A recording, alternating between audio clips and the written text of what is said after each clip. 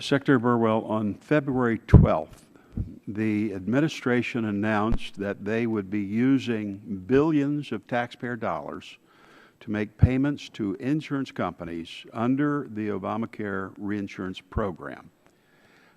There's a quote on the screen there from the ACA. It says, notwithstanding the preceding sentence, $2 billion for 2014, $2 billion for 2015, $1 billion for 2016, shall be deposited into the general fund of the Treasury of the United States and may not be used for the reinsurance program. So the announcement that the administration make represents an illegal wealth transfer from hardworking taxpayers to insurance. And this law is very clear. $5 billion of reinsurance fees must be returned to the taxpayers. And as you can see, Section 1341 of the ACA states that this $5 billion, quote, shall be deposited, end quote, into the Treasury. And if that wasn't clear enough, the law further states on down that these billions of taxpayer dollars, quote, may not be used for the reinsurance program. Seems clear. Yet CMS to date has diverted $3.5 billion from the Treasury to health insurance companies, effectively bailing out insurance companies with taxpayer dollars. So my question to you, Secretary, Madam Secretary, is this. Has any HHS official or any other administration official looked at the legality of these payments? Is there any legal memorandum or other analysis regarding the legality of these payments to insurers? And will you produce any such memorandum for the committee, if so? So the reinsurance program is part of 3 different programs that are about making sure that we have downward pressure on costs for individuals in the health insurance system. That's downward pressure on premiums.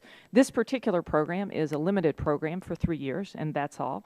Of the 3 programs, one extends, which is the risk adjustment program. This one, the reinsurance program, does not. The reinsurance program, as I said, was put in place so that 2 things would happen for people entering the new market.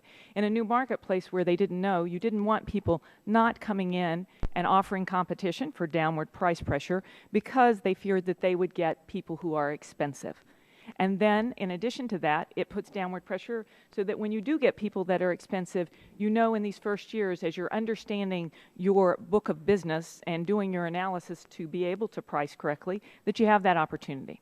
So in making any decisions about these issues, we believe we do have the statutory authority with regard to this issue. And in making the decisions, and this gets to a point that I think Ms. Blackburn was who raised in her opening comments, the issues of making sure we're clear about lessons learned, and one of the most important lessons, customer at the center.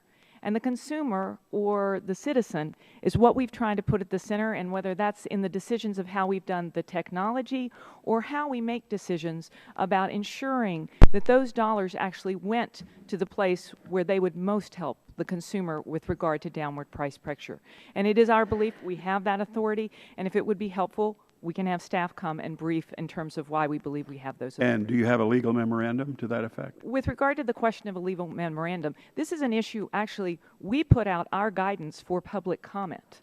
We put out the guidance that articulated that we would do this, and when we put out that guidance, we actually opened up for public comment specifically, and we can go through what public comments that we received with regard to that. We have a legal memorandum. And I'll ask staff to deliver, maybe you have it before you, should be a memo from the Congressional Research Service on this very issue. And on page 8, highlighted before you, the memo states that your action to divert funds from the Treasury, quote, in conclusion, would appear to conflict with the plain reading of the law. So my question is, CRS has concluded that your action to divert billions to insurance companies appears to be unlawful. Did your department receive any pressure from insurance companies to divert billions from taxpayers to pay off insurers? Did former CMS Administrator Marilyn Tavener, now representing the insurance industry at AHIP, or other insurance company executives or officials ever pressure you or other department officials on the reinsurance issue? Mr. Bitts, I'd be happy to take a look. I have not seen this document that was just handed to me. We'll be happy to Page take 8. a look at that document and get back. We do believe we have the authorities.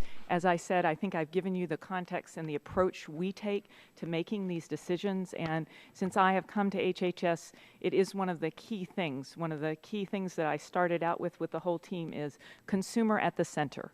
And as we make decisions, what we try and do is make those decisions by putting that customer and their needs, whether that's, as I said, in website decisions and trying to make it easier to use, or with regard to matters like this in terms of where those funds go, so that we create that downward pressure as much as possible within statute to put downward pressure on premiums instead of upward pressure on premiums.